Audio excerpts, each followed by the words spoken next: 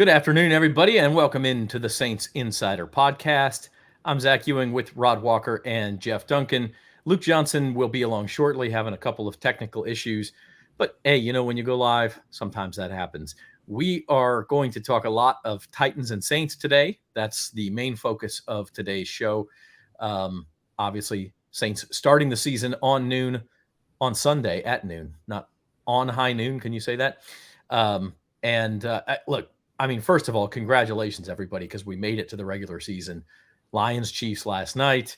And we're no longer talking about what could be. We're going to talk about what is and what has happened now. So exciting times.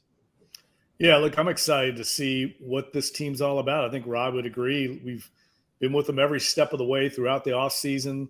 There's a lot of excitement. I think even more than the normal September, August, hype. There's just a feeling about this team that they're sitting on something special, and we're going to find out. Usually all that dissolves in the reality of a game, but I'm excited, just to see Derek Carr, this offense, and, what they've done in this offseason to try and improve. Yeah, you go back to, I don't know, I think it's July 25th or something when we first started training camp and all those hot days out there in Metairie, and it was a grind, man. And we don't even play. We're just standing around watching. So I know how tough it has to be for these players. I got a chance to talk to a couple of guys in the locker room today, and they're all, they're excited as you would expect. They're ready to get to the real games where, the games that really count, games that the crowds are, really into. And so, it's going to should be a good season opener here Sunday. Yeah, and we're going to dig deep into this game when Luke gets here in just a minute. But it just feels like such a perfect opener because it's going to tell you a lot about this team, I think, Dunk. Like it's a tough matchup for them. Nobody has to win week one. That's not really a thing in the NFL. But if the Saints do look good and they do win, I think that's a really good sign. Yeah, that's exactly how I would put it. If the Saints win handily, I'm going to be very impressed because the Titans are one of those teams that just sticks around. They grind on you. They're well coached. They don't beat themselves very often. And they've kind of done a lot of had a similar offseason to the Saints. Add some high-profile guys. DeAndre Hopkins comes to mind, but also retooled their offensive line. They've done a lot of things. They're not used to going 7-10 the way the Saints did as well last year. They had a lot of injuries. So it's a team, I think it's a good gauge. And I know Dennis Allen's alluded to this a few times. They've been working on the Titans for a couple of weeks. They've put in extra effort to prepare for this game because they know Mike Vrabel and his staff are going to be well prepared. So it's going to be a little bit of a chess match in addition to what Dennis Allen is saying is going to be one of the more physical games they play all year. Well, look, Luke is here, and we've fixed the technical issues. And Luke, you wouldn't believe this, but we're talking Titans Saints. That feels so good, man. It feels so good to actually talk about real football, and I cannot wait for Sunday. Let's real quick. We got to give Rod his flowers because on Wednesday's podcast, he was the only one who picked the Lions to beat the Chiefs. So the Lions start the NFL season 21-20 over the Chiefs last night. So Rod, take a bow. I don't remember this. I don't remember this. Did this happen? Was I on the podcast? He picked the Lions as a surprise team, and within that prediction said they would beat the Chiefs. So we got to give him his flowers. Okay, well, I'm on the Dan Campbell train, man. I'm on there. Yeah, that's a good train to be on. Although Kadarius Toney, man, he might be working at Sears by next week. That was rough. Yeah, I saw he deleted his Twitter account. I think today. I think it got pretty bad for him. So. Look, there's a reason the New York Giants drafted him very high, I think third round or something like that, or second round, and gave up on him very quickly. Players like that tend to have these type. And Kadarius Toney is that kind of guy. He's a spectacularly talented guy and will make a big play like he did in the Super Bowl with the punt return, really helped win that game. But then he'll have moments like this too. And there's always going to be these kind of episodes with him, I think. All right, let's dig into some Titans Saints. I want to let everybody know the Saints Insider podcast, our pregame podcasts, are brought to you by Bank Plus, and we will We will continue to do this throughout the season on Wednesdays and Fridays, at least for a normal Sunday week. We may have to switch things up, like for a Thursday game, for instance. But we are here. We're excited to be here live. Hit the like button, subscribe to the Saints on NOLA.com YouTube channel, and drop a 5-star review on Apple Podcasts or Spotify if you are listening that way. Luke, want to get your take? We were talking just a little bit. Again, week 1 is not a must win. There's no such thing this early in the season. However, if the Saints do win, we that's a good sign. And if they lose, look, they got 2 straight road games after this.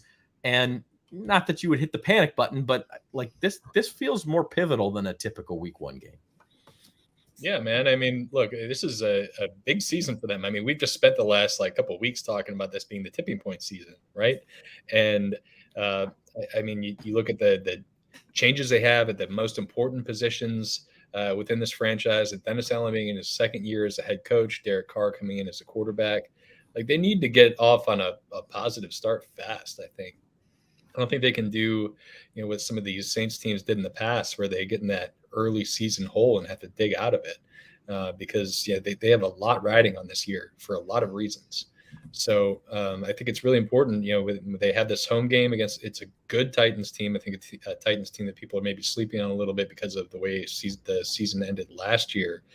But look, if they want to be where they want to be at the end of the year, which is winning the division and contending for big things in the NFC, they're going to have to win games like this. And I don't think they can afford to start off slow, especially at home.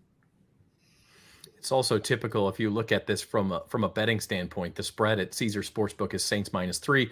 They're favored, I think, in 13 of their 17 games this year, but almost all of those are by a field goal or less. Yeah. So they're expected to win these games, and this is typical of a type of game you've got to find a way. So let's dig into it a little bit. We're going to kind of break this down when the Saints have the ball, when the Titans have the ball, and then we'll do a bit on special teams too. So when the Saints have the ball, obviously, Derek Carr, the big addition. Do we expect the Saints to kind of let it fly a little bit and kind of show what they've got? Do you think, Alvin Kamara's not there. That's the big loss. What do you expect from Pete Carmichael in this one? Well, they're always going to try and be balanced, but one thing historically the Saints have always done, Pete Carmichael, Sean Payton offensively, they're going to play to the strengths of their personnel.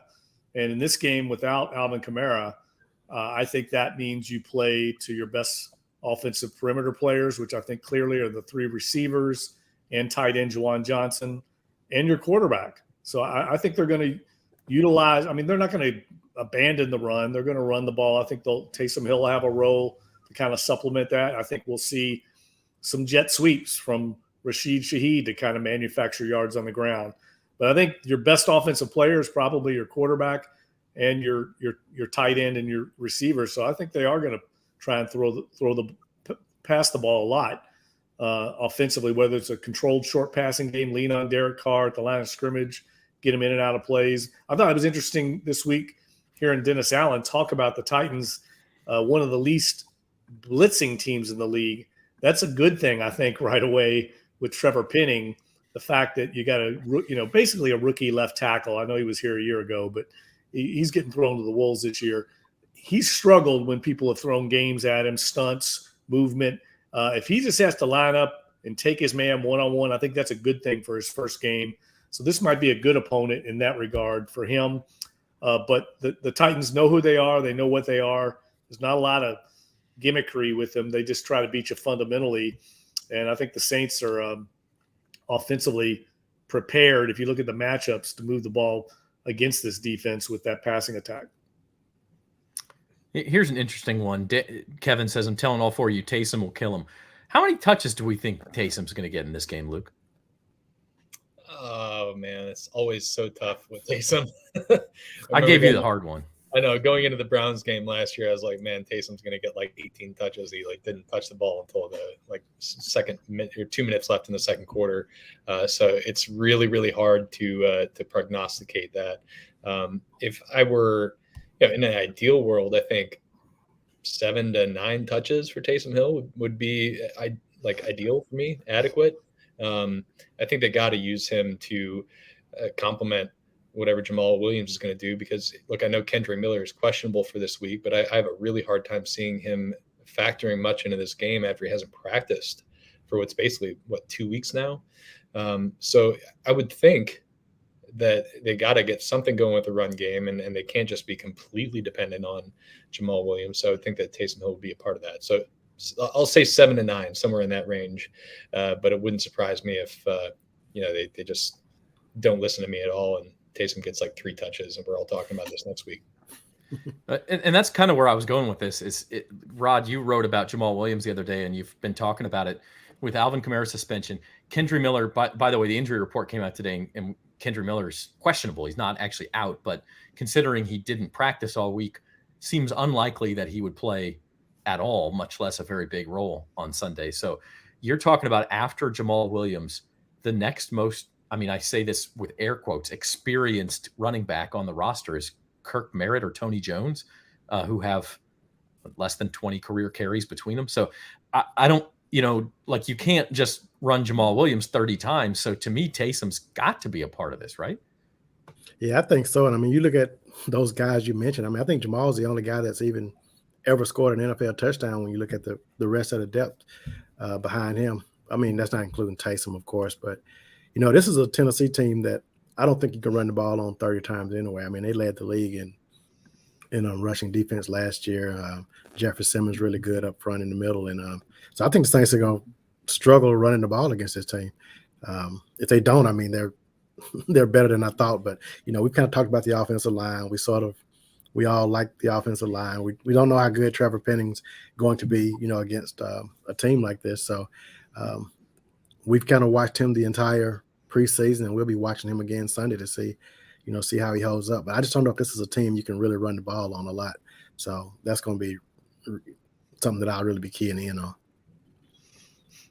I think they come out firing. I think they're going to try to throw the ball. We'll get to our keys to the game, but mine is just, you got to get off to a fast start. This game becomes so much easier from a planning perspective and knowing what the Titans can do with the running game if you get up 10-0 versus if you're in a 7-7 dogfight. And I know that's easier said than done, but Dunk, man, that would be huge. Yeah, we talked about it with Dennis Allen today. My column, little sneak preview for the weekend, but I'm writing about trying to get that home field advantage back at the Superdome. And it's been a discussion topic all week. I don't think people realize, the Saints have lost 10 of their last 16 games in the Superdome, dating back to that 2020 playoff loss to Tom Brady with Drew Brees' finale. They're 6-10 at home. That's unheard of. They've got to get back to winning football there, and getting a quick start is a recipe for that, right? You get a lead, crowd gets into it. They're playing stand up and get crunk. It's amplifying things.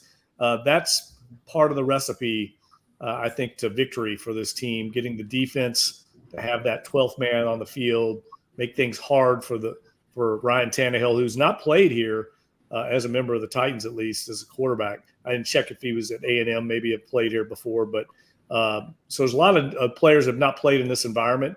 I know they're going to replicate it with crowd noise all week, but you can't replicate what the Superdome is going to be like on Sunday. I think it's going to be really rowdy because there's so much expectation for this team this year, more so in the last couple of years because of the arrival of Derek Carr. I think people feel like they really have a chance again.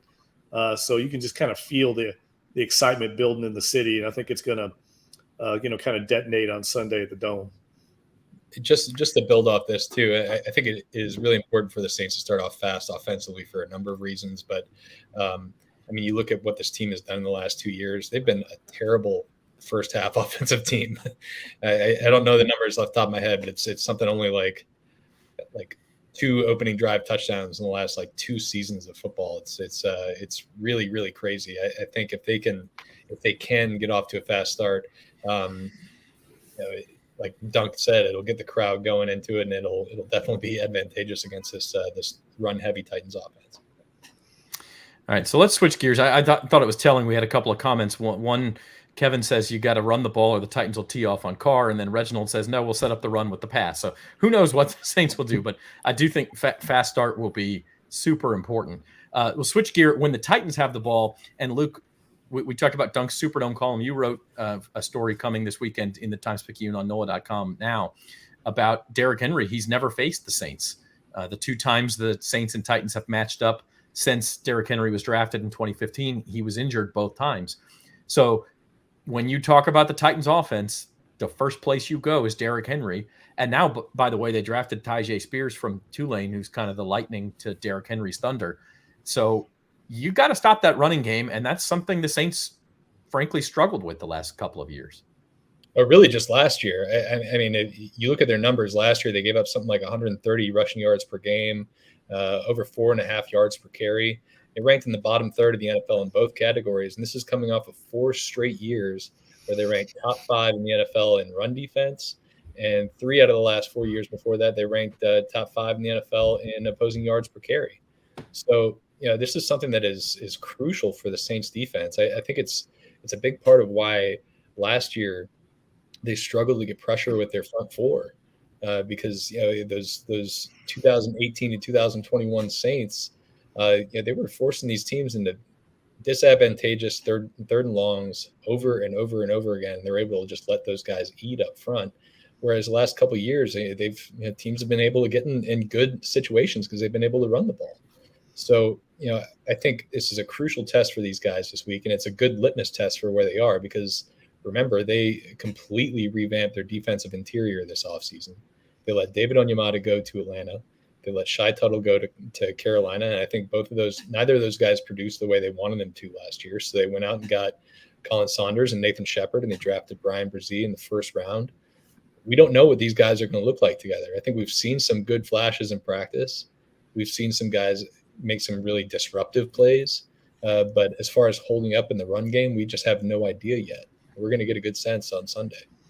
And with Derek Henry, he's a guy that traditionally, he gets stronger as the game goes on. So I think we'll know pretty early in this game, which direction he's going because he's a guy that, once he gets going, he's really, really hard to stop. So it's going to be a big test for that, for the defensive front for sure. And I think another thing that's important, we haven't really talked about in this sense, but I think it's important for the Saints to start fast and play well in this game just for the buy-in. You know what I mean? Like the Saints coming off of 7-10 a year ago. There was a lot of doubts with how things went. There was a lot of questions on, will they bring back Pete Carmichael? Is Dennis Allen safe? And everyone's kind of bought back in this offseason. They go get Derek Carr. I mean, there's a lot of enthusiasm, a lot of optimism. If they fall flat on their face in this game, then some doubt could creep in, I think, very quickly because they don't have that success to fall back on. So I think it's important in that way as well for confidence in the direction above everyone here in the organization. Yeah, are you talking about within the building, confidence and doubt, Dunk, or outside the building? I think within and outside. I think both. I think internally the players need to see this play out and have confidence and see Derek Carr lead them to, what we've seen in practice. I think that's going to be important. And then I think fans as well. I mean, fans are all in right now, but you can sense that there's a little bit of doubt that wasn't there, say in the Sean Payton era, because Dennis Allen, frankly, I mean, hasn't proven it yet as a head coach.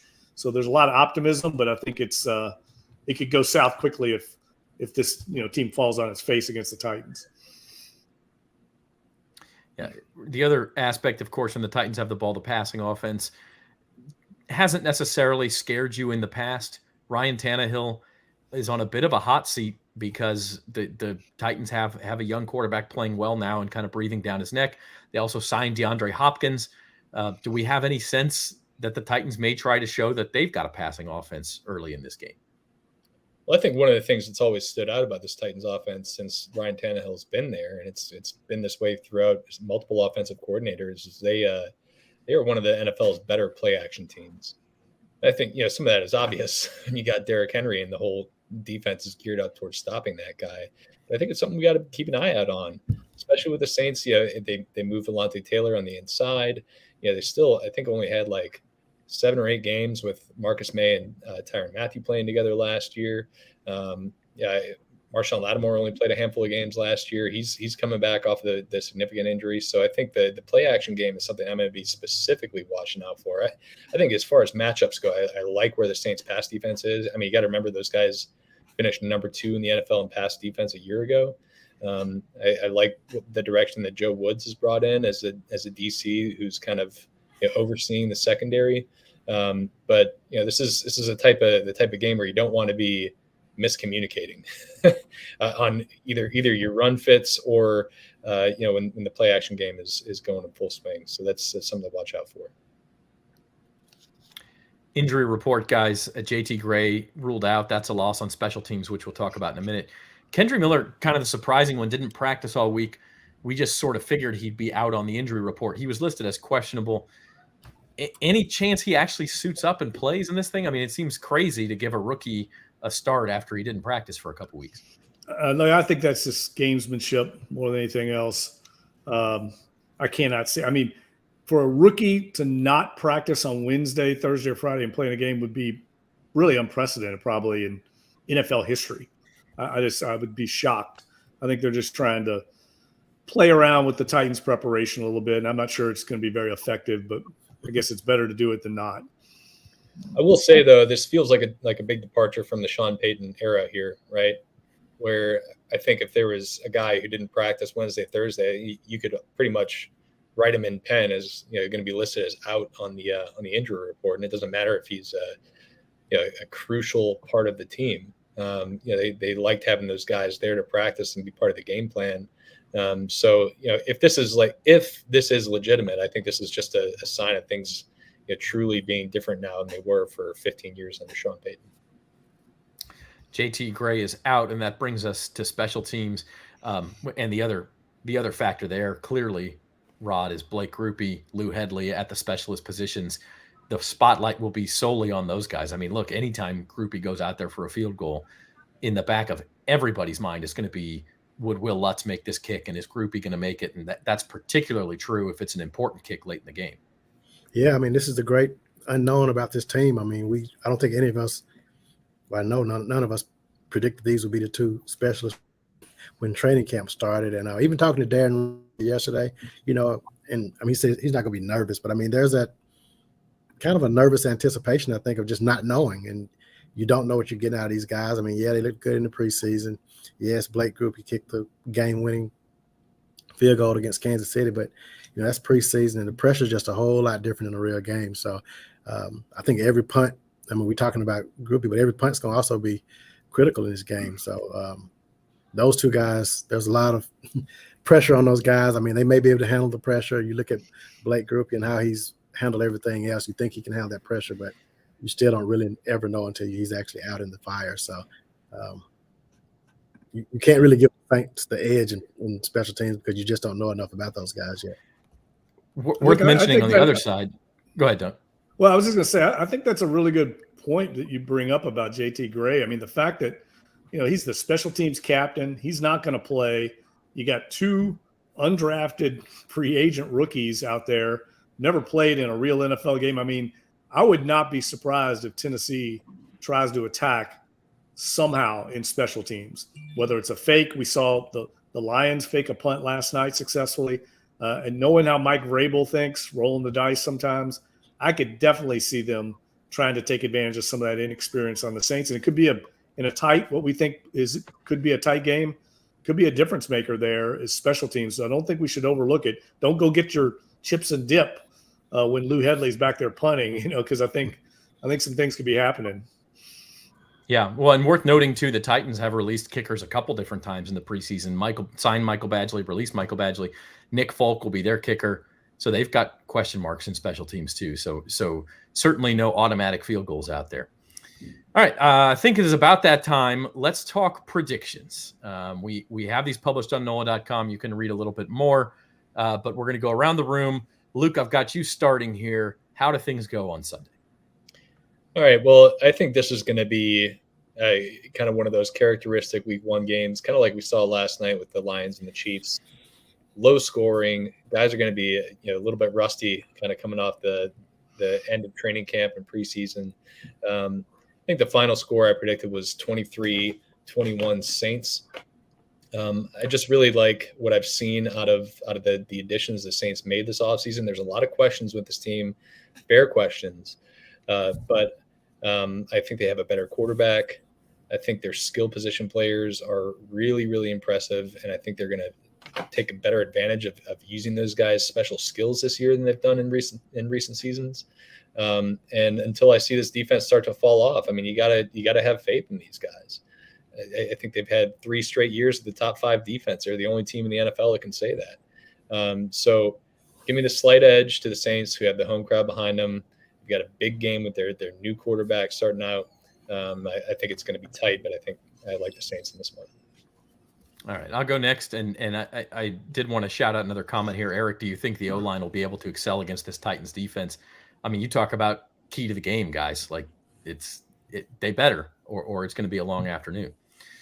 All right, my prediction, I'm going a little similar, a little higher scoring, but I think the Saints get out to a lead. Like I said, maybe a 10-0 lead after a quarter, get to halftime with the lead, force the Titans out of that game plan, and do just enough on offense to kind of keep them at arm's length down the stretch. And I'm going 27-21 Saints, which, by the way, was the highest scoring of any of our predictions. So, which are all fairly similar. I don't think we cheated off of each other, but we ended up around the same place. All right, Rod Walker, what you got? Well, I got something different from you two guys, but I was actually looking at all the opponents, and I think if the Saints were playing anybody else on their schedule the first week of the season, I probably would have picked the Saints.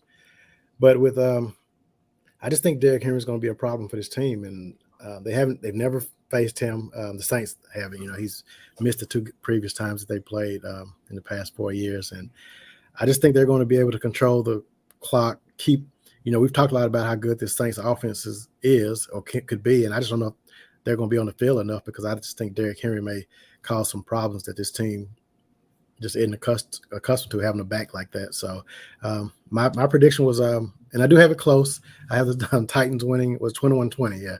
So, that's my prediction. I picked the Lions last night, so I'm going for the 2 road upsets. 21-20, just like the Lions. And if that comes true, how much weeping and gnashing of teeth in Who Dat Nation will we hear on Monday? I think it'll be panic time for some people. You'll hear a lot, but I don't think it's justified at all. I think this Saints team is going to be really good this season. I just think this is that one matchup that's kind of dangerous in week 1 of the season. All right, Jeff Duncan, bring us home. Well, there will definitely be overreaction if they lose. We know that. I mean, this is New Orleans and Louisiana. But look, here's what I think. I think this is going to be a grinded out game, mainly because I think the Saints, their offenses look really good in practice. They look really good in the joint practices we saw, but they've only played 1 series in preseason, and they've had a lot of moving parts there. Plugging in a new left tackle, basically a new left guard.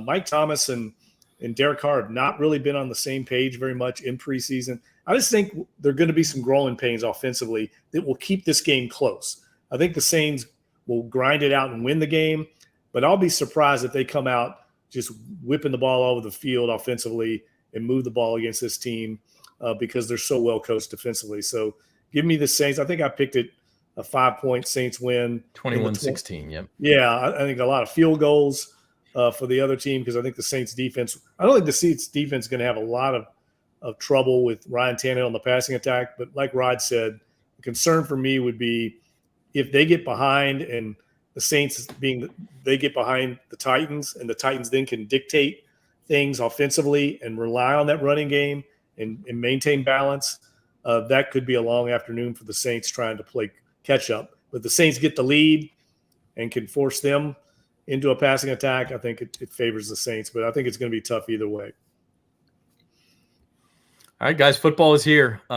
We take a little rest tomorrow, and then Sunday at noon, the Dome will be rocking. Yeah, it's going to be fun. I'm looking forward to it. I know the air conditioner will be rocking at the Dome, as it always is.